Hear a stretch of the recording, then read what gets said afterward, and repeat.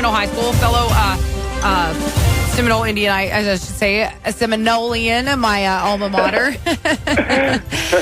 Josh Halverson is now on The Voice. He is Team Alicia. We're very proud of that. And luckily, we've been able to track Josh down and get him to join us this morning. Good morning, Josh. Good morning. How are you, Gwen? Good. The question is, how are you? I'm doing good. It's been a busy week. I don't know, the first time you air on national TV, it kind of gets a little crazy. I bet people come out of the woodwork, don't they? Yeah, definitely, to say the least.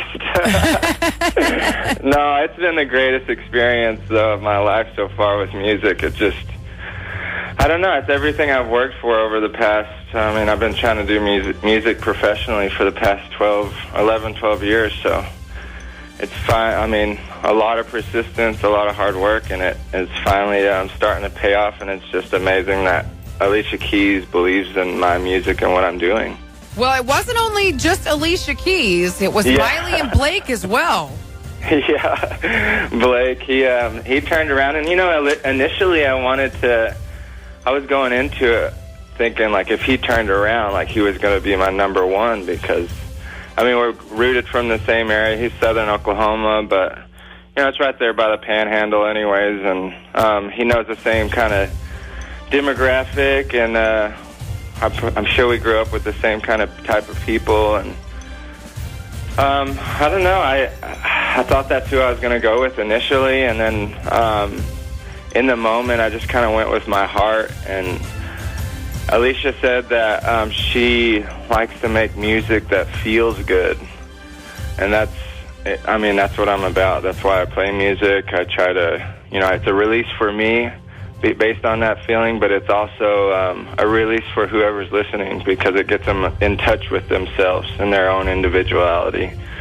And I think that's what's going to be the hard counterbalance for all the hate and negativity that's going on in the world today. Well, there's so much that you said right there that I want to talk about, but let's talk about that the most. That's one of the things that guides you through your music and your passion the most, is the feeling and the heart of your music and musicality, and that's why you do music, is the healing power of music, the moving power of music, the spirituality of music. Yes, ma'am. And that's great that you explained. That's what drew you to Alicia. Yeah, she it's so hard to explain, because just even talking to her, the amount of energy that she projects in a positive fashion is so amazing. She's a queen, Mm-hmm. She really projects a lot of light in just her words talking and communicating, not even playing music or singing, but it just kind of drew me to her just in a creative, musical sense. It's just, I don't know. It's exactly what I am trying to do. I've been trying to do for so long, and then to have somebody, she's only won 15 Grammys, right? Right. So she's incredible, and I think she can take my music, my maturity level, my performance level to another level, to the next level, and really, I don't know, just exhilarate and excel me to what I really want to do and get to the root of it. Not that Blake's not incredible and, has had so many hit songs. I just think I'm just more compatible with Alicia in the direction I want to go right now. A lot of people don't know this, because everybody in country music knows, loves, and is familiar with Blake, and because of The Voice, familiar with Adam too. And Alicia being a newcomer, a lot of people don't know this, but she is a musical genius. Oh, yeah, totally. And I've been playing piano since I was 5 years old, and so just when I started writing songs and going through people that write songs on the piano, she was at the top of the list. She's an incredible pianist and songwriter, and she's one of those people that gets down to the bare bones of music, like you say, with just a pencil, a paper, and a piano. Yeah, definitely. And it's not how much, like, schooling that she's learned, how much... It's all about expression of heart, and there's no school that can teach you that. Right. There's no school that can teach you how to feel. Now, let's go a little bit in a different direction. You straight up mic dropped on Blake Shelton. When he started talking cow talk to you, and you said, yeah, I'm trying to get away from all that. Well, I mean, and nothing bad against the cattle industry. I've grown up with it my whole life.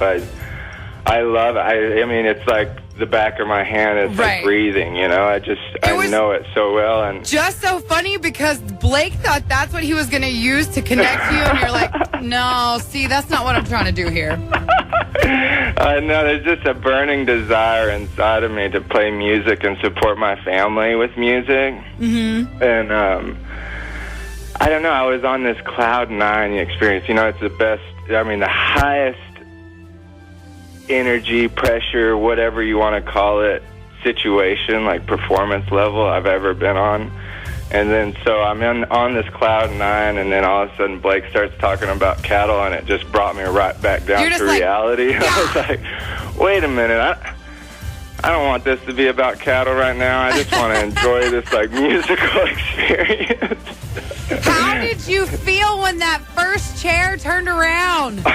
Oh my gosh. So I'm like singing this song, and I'm trying to, it's almost like you're projecting this energy for them to turn around. You know, they don't see you. You can't like dance, to do a little dance and make them turn around. You can't do anything but just sing your heart out. And so I kind of, towards the end, a thought went in my mind that I was like, you know what, I need to stop trying to focus this song towards those backs of those four chairs and just really kind of dig deep and pull out my heart and put it on the table for everybody to see. It's kind of hard to transcend, you know, you can go off the feeling of a crowd in a room, but then you have to also look past that and dig into the camera to reach, you know, try to gain connection with everybody on the other side of that camera as well. And so I just kind of closed my eyes and really dug deep and put my heart on the table for everybody to see and feel.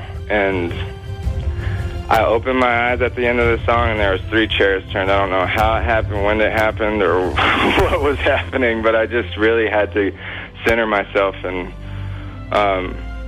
get down to the root of why I do this. And I guess that's what caught their attention and caused them to hit their button. So it was incredible. It happened so fast. It was, oh my gosh, amazing. But to see all their faces at the end is just, it causes your heart to, like, I don't know if it's slow down or speed up, but it causes it to do something.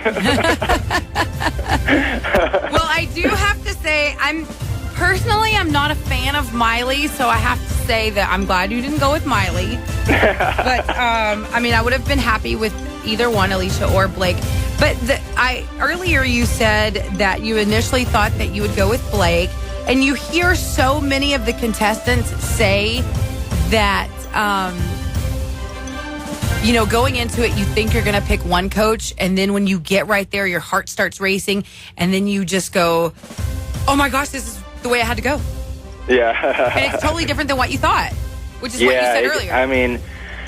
Ultimately, I was going in there with, like, this plan of action of who I was going to go with if they turned. But I don't know, in the moment, I just, like, expressed and released so much.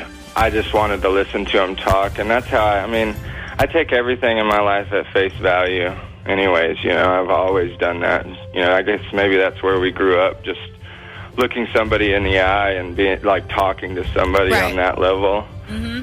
And feeling like who they are and what they're about and observing that person as an individual. And that's kind of what I did up there. I just, it kind of just came to a point. The song's done. Now we're having conversations. Like, they've turned their chairs. Obviously, like, this is amazing celebration. And every single one of them has influenced me in some way or another, in this musical journey. So it's, I just wanted to hear them talk. to be honest. It's fun to hear him conversate with me, you know, and talk about my music. It just made me feel so good. And, you know, media portrays Miley as this certain person, and I went in there with that same, like, kind of opinion about her, and even getting to talk to her for the small amount of time I did, she really speaks with her heart, and she really talks with her heart. And the thing that, I mean, I guess messed her up a little was just, I don't know, everybody's crazy in their early 20s, you know? And right. She had a camera on her the whole time, so, God, I'm thankful that nobody had a camera on me in my early 20s. Right. Not that I was anything bad, but we just tend to think we're invincible at that age, you know? Right. But I don't know. I mean, and a lot of people think I went with Alicia to try to shed my country boy image, you know, and get rid of it. But I love Texas. I'm diehard Texas. I'll be in Texas till the day I die, I think. So, and you know that. We grew up in it. We grew up with that community. Mm-hmm. And that West Texas community that the world needs to go back to and get, I don't know, I think just the world in America needs to get resensitized. Yeah, exactly. Like, everything has caused us to be desensitized, and if we get resensitized, like the community we grew up in, in Seminole, and just where West a good Texas word and a handshake's all you need. Yeah, I'm right. That's so cool, and I don't know. I mean, that's what it's all about. That's why I play music, to break down those walls of insecurity that the world has built up and just get back to the innocence of community. Well, that's amazing, Josh. You have a beautiful family. Your little boy is so cute, Thunderbird, and we wish you the best. I know that you can't tell us much more, and we cannot vote for you in the battle rounds. That's all on Alicia. But you do have our support. Oh, thank you so much. Yeah, and you know, the more you can't vote, but the more like you go and get the songs afterwards on iTunes, it kind of gets. That's how, as the show goes on, that's how you vote. You know, towards the end, but it's just good. I mean, I'm putting out new material every week, a new song at least, almost every week. So that's the best way to support you is through iTunes?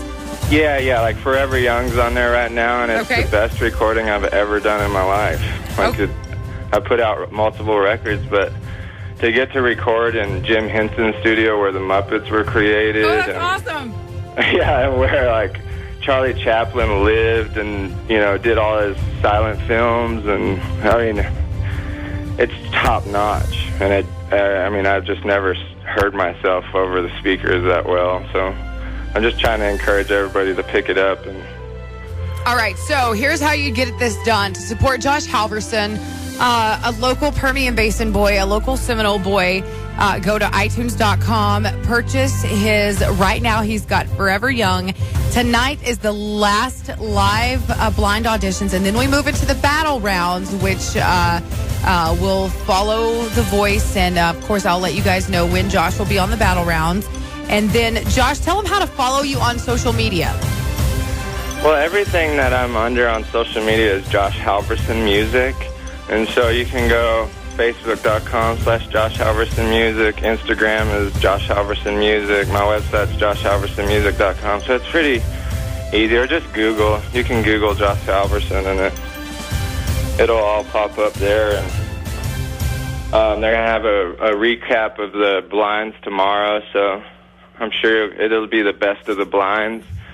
And I like to say that I was the best of the blinds. You were the best of the blinds. But not to toot my own horn. Yes. So, yes, Josh. And hopefully we can stay in touch with you along throughout your journey. And know that we have your hometown support. We are all behind you. And good luck to you. We won't keep you because I know that you're a busy man now, and you are in demand. So good luck to you, and thank you so much for taking time out for us. Gwen, thank you so much for the support. It's good to reconnect with you, and it's good just to reconnect with West Texas too. I think we all need to stick together in this. There's a lot of you know, outside of even this show, there's a lot going on, and I think the bigger we can make this light shine of who we are and the community that we hold, the better that we can make the world, and the more we can hard counterbalance that hate and negativity.